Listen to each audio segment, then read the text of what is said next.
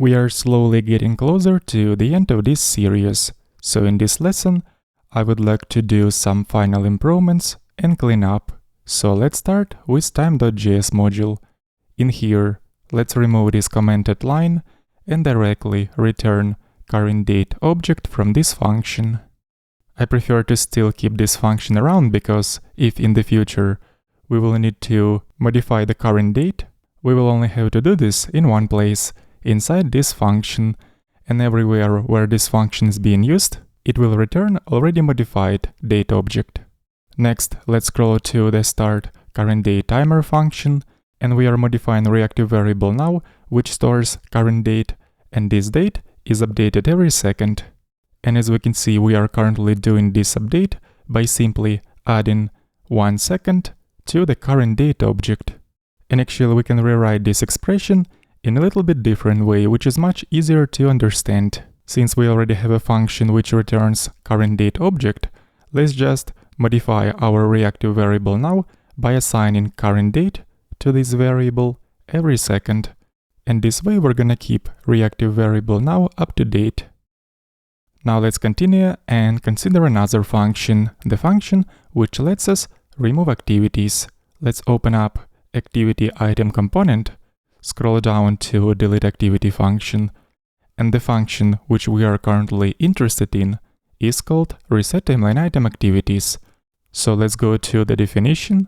This function is currently defined inside timeline items module, and as we can see in here, we are referencing reactive date object now. But the thing is that this reactive variable now is only updated every second if we are being on the timeline page, because on the timeline page we run the timer which updates every second and therefore modifies our reactive variable now with the current date.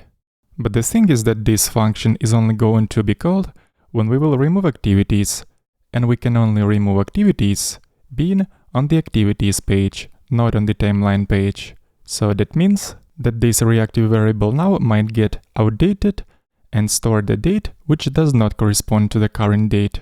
So let's better use another function in here to get new copy of the date object. We already defined such a function which is called today.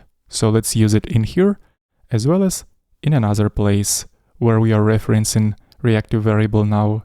So let's replace this use with the function call today, and then scroll up and remove unused variable now from this import statement. Next, there is a module called validators.js, which groups all validator functions, but during the development, some of these functions have actually become unused. So let's go through all these functions and remove unused ones. We can remove function validate timeline items, as well as validate activities. And also there are a couple of functions which we can make private, since they're not used outside of this validators module. And the functions that we can make private are isNumber or null, isUndefined, as well as function called isNull. And now we're going to run a formatter globally to format all the files inside source folder. We already have an npm script defined inside of package.json. It is this format script.